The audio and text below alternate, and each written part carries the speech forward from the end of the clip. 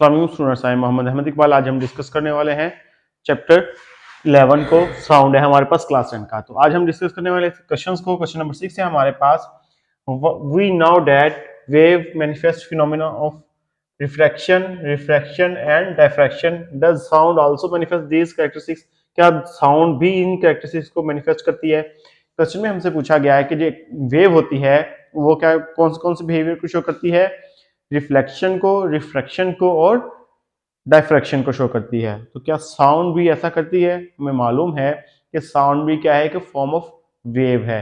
तो जब हमारे पास फॉर्म ऑफ वेव होती है तो ये कौन सी वेव होती है हमारे पास? ये मैकेनिकल वेव्स है, यानी कि ये वेव की मैकेनिकल नेचर को शो करती है। तो जिस वजह से हम कह सकते हैं कि अगर साउंड वेव है तो ये भी क्या करेगी? रिफ्लेक्शन, रिफ्रैक्शन एंड डायफ्रैक्शन होगी। यानी कि जब इसके रास्ते में मटेरियल्स आ जाएंगे या फिर इसके कोई आपके ऑब्जेक्ट आ जाएगा, उससे क्या होगा? ये साउंड क्या करेगी? रिफ्लेक्ट हो जाएगी, रिफ्रैक्ट हो जाएगी या फिर डायफ्रैक्ट हो जाएगी। तो हम कहेंगे कि ये भी क्या करेगी? ये इन तीनों फिनोमिनों को क्या करेगी?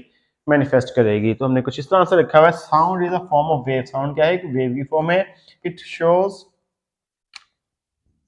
The mechanical nature of wave. ये वेव की मैकेनिकल नेचर को शो करती है, लाइक अदर वेव्स, दूसरी वेव की तरह। साउंड हमारे पास क्या है? Also manifest the phenomena of reflection, refraction and diffraction. Sound भी क्या करती है?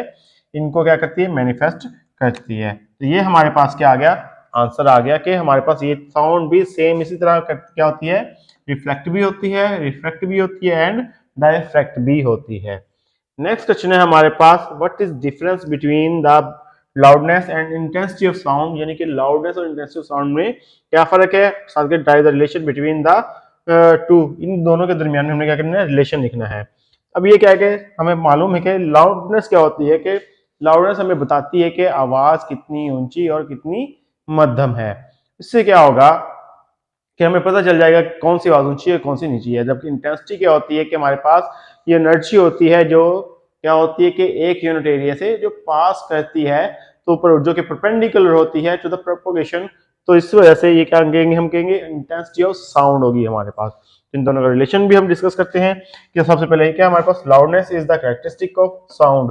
लाउडनेस जो होती है वो साउंड की कैरेक्टरिस्टिक्स है, by which loud and faint sound can be distinguished, जिसकी वजह से हम ऊंची आवाजें और धीमी आवाजों को क्या कर सकते हैं? डिस्टिंग्विश कर सकते हैं। तो ये क्या हो जाएगी हमारे पास? लाउडनेस हो जाएगी। जबकि इंटेंसिटी क्या होती है? Sound energy passing per second, जो एक सेकंड में गुजर रही है थ्रू अ यूनिट एरिया, एक यूनिट एरिया से perpendicular to the direction of propagation of sound wave. जो साउंड वेव की क्या होगी? परपेंडिकुलर होगी। हम क्या कहेंगे? ये क्या हमारे पास आ गई है? इस कॉल्ड इंटेंसिटी ऑफ साउंड। हम क्या कहेंगे? ये क्या है? इंटेंसिटी ऑफ साउंड है। इसका रिलेशन क्या है? L minus L not. L जो है इंटेंसिटी ऑफ लाउड साउंड है। अब जी एल नॉट क्या है? ये क्या है? लाउडनेस, क्योंकि फेंट साउंड आ गई हमारे पास, ये लाउड साउंड आ गई, ये क्या आ गई? फेंट साउंड आ गई। तो इनका डिफरेंस आ गया। इसके साथ क्या आ गया? के प्रोपोर्शनलिटी कांस्टेंट आ गया।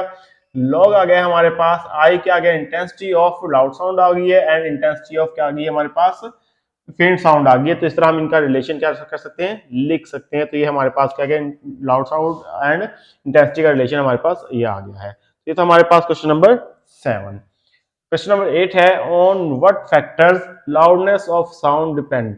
यानी कि किन फैक्टर्स के ऊपर साउंड की लाउडनेस क्या होती है? डिपेंड होती है। हमने अपने लेक्चर में भी डिस्कस किया था, यहाँ पे भी मजीद डिस्कस करते हैं कि लाउडनेस साउंड के कुछ फैक्टर्स के ऊपर डिपेंड करती है। सबसे पहले कि एम्पलीट्यूड ऑफ वाइब्रेटिंग बॉडी है, कि वाइब्रेटिंग बॉडी का एम्पलीट्यूड कितना है। इसकी एग्जांपल दी थी मैंने कि एक ड्रम है हमारे पास, उसके ऊपर हम आहिस्ता से स्टिक मार रहे हैं या नीचे हमारे पास बाजू ऊपर से नहीं आ रही है ज्यादा, तो उसकी क्या होगी? लाउडनेस कम होगी। जबकि हम बाजू को जोर से लाके ऊपर की तरफ स्टक करते हैं तो उसकी आवाज क्या होगी?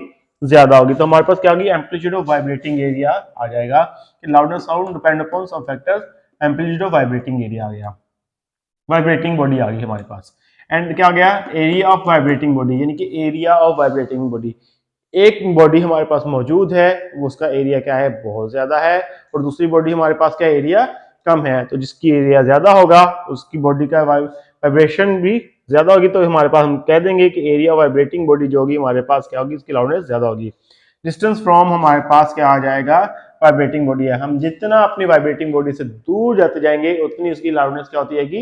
कम होती जाएगी, जितना पास आते जाएंगे उसकी लाउडनेस क्या होती जाएगी, ज्यादा होती जाएगी। तो हम कह सकते हैं कि distance from the vibrating body भी इसके ऊपर इफेक्ट करती है। क्वेश्चन नंबर 9 है हमारे पास, what do you understand by the term intensity level of sound.